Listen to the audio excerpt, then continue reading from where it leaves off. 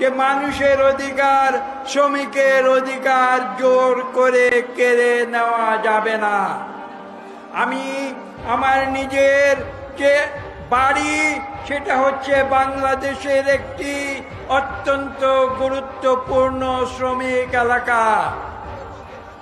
সেই পলাশ শিল্পাঞ্চল থেকে আমরা এসেছি, কিন্তু বিগত 15 বছরে আমরা দেখেছি এই সরকার পলাশের সমস্ত শিল্পগুলো ধ্বংস করে দিয়েছে। তারা পাট শিল্প ধ্বংস করেছে, তারা নরসিংদীর তাঁত শিল্প ধ্বংস করেছে, সেখানের চিনি শিল্প ধ্বংস করেছে, সকল শিল্প একের পর এক ধ্বংস করে দিয়েছে। পাশাপাশি দেখুন, বাংলাদেশে আজকে লক্ষ লক্ষ নারী শ্রমিক যারা বাংলাদেশের গার্মেন্টসকে বিশ্বের বুকে তুলে ধরেছে, সেই নারী শ্রমিকের অধিকার এই সরকার স্বীকার করে নেয় নাই। তাদের ন্যূনতম মজুরি নিয়ে এই সরকার গত কয়েক মাসে কি খেলা খেলেছে সেটা আপনারা দেখেছেন। কাজেই আজকে আমরা শুধু এই কথা বলবো যে এই একদলীয় স্বৈরাচারী সরকার বুলেটের জোরে ক্ষমতায় এসেছে, মানুষের ভোটের জোরে নয়। এবং এ কারণেই প্রিয় দর্শক, দেখতে পাচ্ছেন 1 মের উপলক্ষে কর্মী দিবস, শ্রমিক দিবস নিয়ে সেই বিএনপির সমাবেশ এবং বিএনপি সেই স্বৈরাচার সরকারের বিরুদ্ধে কঠিন হুঙ্কার দিয়ে যাচ্ছেন একের পর এক নেতা বিএনপির। সেই সমাবেশে একটাই দাবি, যেন খালেদা জিয়া মুক্তি এবং তারেক রহমানকে বিদেশ থেকে আসার অনুমতি সহ বিভিন্ন কর্মসূচি এবং বিভিন্ন নেতাদেরকে জেল থেকে বাইর করার জন্য, সেই মুক্তি দেওয়ার জন্য সেই দাবি জানাচ্ছেন সেই বিএনপির একের পর এক নেতা।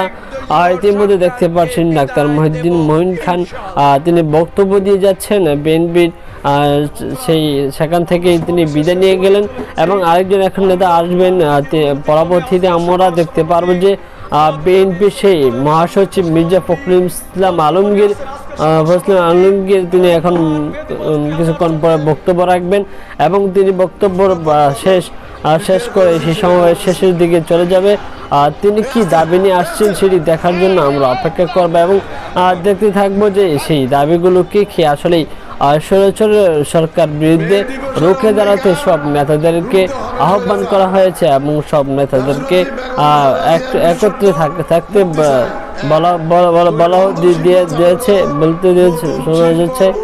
সেটির বিরুদ্ধে রুখে দাঁড়াতে হবে এবং কঠিন পরিস্থিতি স্বীকার করেও সেই সকল কারাবন্দী বিএনপি নেতাদেরকে মুক্তি করে দিতে হবে এবং তাদেরকে গণতন্ত্রে ফিরে আসতে হবে এবং তাদের যে কঠিন সমাবেশ ডাক দিয়েছেন আর সেটির মাধ্যমে সংবাদটি উপস্থাপন হচ্ছে এবং সেটির মাধ্যমে সব মুক্তি কামনা আহ্বান করছে সেই বিএনপি নেতাগুলো।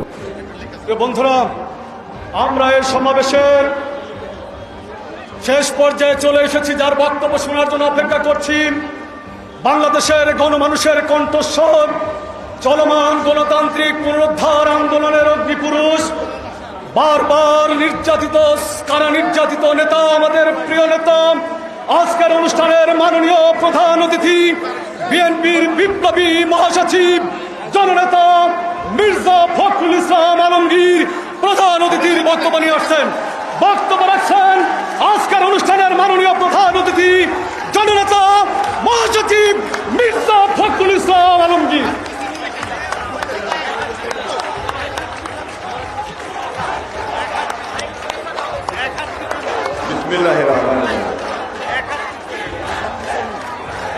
মহান মে দিবস উপলক্ষে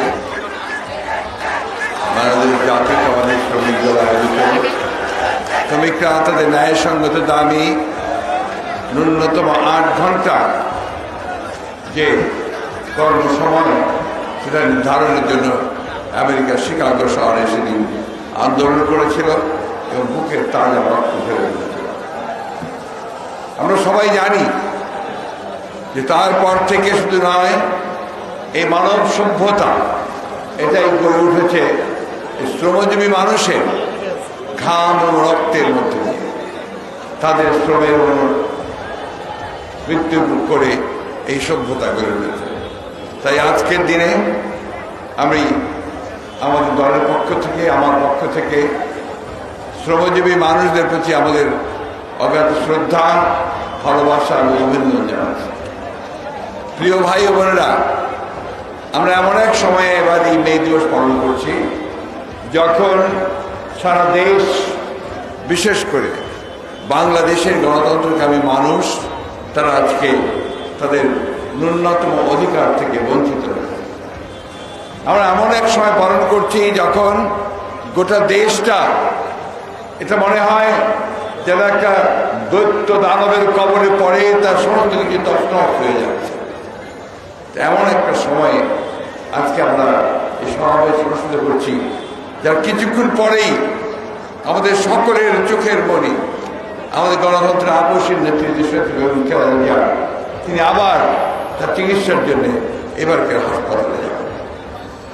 বন্ধুগণ, আমরা অনেক সময় এই মে দিবস পালন করছি যখন আমাদের অগণিত নেতাকর্মী ফিরিয়ে আনার জন্য, ভোটের অধিকার ফিরিয়ে আনার জন্য আন্দোলন করতে গিয়ে, সংগ্রাম করতে গিয়ে তারা এখনো কারারুদ্ধ হয়ে আছে। আমাদের অগণিত নেতাকর্মী তারা সাজা প্রাপ্ত হয়েছেন, তাদেরকে বিভিন্ন মেয়াদের কারাদণ্ড দেওয়া হয়েছে। আমাদের দুঃখ হয়, কষ্ট হয় যখন আমরা দেখি যে আওয়ামী লীগের সভানেত্রী তিনি তার বক্তব্যের মধ্য দিয়ে বলেন যে কি এমন ঘটল যে বাংলাদেশে অতি বাম অতি ডান একসাথে তারা আজকে আমাকে উৎখাত করতে চায়। সমস্যাটা ওই জায়গাতেই যে আপনারা সেটা বুঝতে পারেন না যে কি ঘটেছে, অথবা বুঝেও না বোঝার ভান করেন। আজকে শুধু অতি বাম অতি ডান নয়, আজকে সমগ্র বাংলাদেশের, কিছুক্ষণ আগে সালাম বলছে, সমস্ত মধ্যপন্থী শুধু নয়, সব মানুষ যে কোনো পন্থারই হোক, তারা মনে করছে যে এই সরকারের আমলে তাদের ন্যূনতম যে অধিকার, সেই অধিকারটুকু কেড়ে নেওয়া হয়েছে। বন্ধুগণ, উনি আরেকটা কথা বলেছেন যে আমাদের অপরাধ কি? আপনারা গণতন্ত্রকে ধ্বংস করেছেন, সমস্ত প্রতিষ্ঠানগুলো, গণতান্ত্রিক প্রতিষ্ঠানগুলোকে আপনারা ধ্বংস করে দিয়েছেন। আপনার জনগণের যে ন্যূনতম অধিকার, যে 5 বছর পর পর সে তার প্রতিনিধি নির্বাচিত করবে, পার্লামেন্ট নির্বাচিত করবে, সেই অধিকারটুকু তারা আপনারা কেড়ে নিয়েছেন। এখন এটাকে এমন একটা প্রহসনে, তামাশায় পরিণত করেছেন যে আপনারাই বলেন এটা একটা ডামি ইলেকশন, ডামি ক্যান্ডিডেট, আপনারাই আপনাদের মতো তাদের তৈরি করেন, সেভাবে আপনারা এই দেশে এই দেশ পরিচালনা করছেন। আমি বক্তব্য দীর্ঘ করবো না, আপনারা একটু পরে দাঁড়িয়ে করবেন।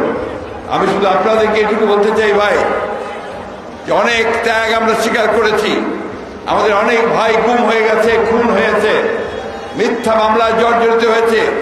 আমাদের নেত্রী দেশনেত্রী বেগম খালেদা জিয়া তিনি এখনো কারাগারে রয়েছেন, বন্দী অবস্থায় মিথ্যা মামলায় সাজা দিয়ে।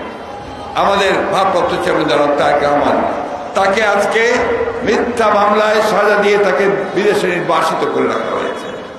বন্ধুগণ, এই একটা অবস্থায় যখন 60 লক্ষ মানুষের বিরুদ্ধে মামলা, হাজার হাজার মানুষকে কারাগারে পাঠানো হচ্ছে, সাজা দেওয়া হচ্ছে, যখন এই দেশের বিচার ব্যবস্থা, এই দেশের প্রশাসন, এই দেশের গণমাধ্যম সব কিছুকেই কুক্ষিগত করে একদলীয় শাসন ব্যবস্থা প্রতিষ্ঠা করবার জোর পায় তারা চলছে। বন্ধুগণ, এদের কৌশলটা একটু ভিন্ন।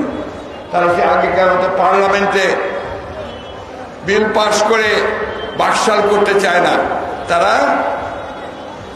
গণতন্ত্রের একটা লেবাস রেখে দিয়ে, ছদ্মবেশ রেখে দিয়ে তারা গণতন্ত্রের সমস্ত প্রতিষ্ঠানগুলোকে ধ্বংস করে দিয়ে জনগণকে দমন করে তারা একদলীয় শাসন ব্যবস্থায় প্রতিষ্ঠা করে দেবে। বন্ধুগণ, আমি জানি যে আপনারা অনেকেই ক্লান্ত, আজকে সারাদিন এই রৌদ্রের মধ্যে এখানে এসেছেন, এবং এটাই আবার প্রমাণ করে যে বিএনপি শুধু নয়, এই দেশের সকল গণতান্ত্রিক মানুষ, সকল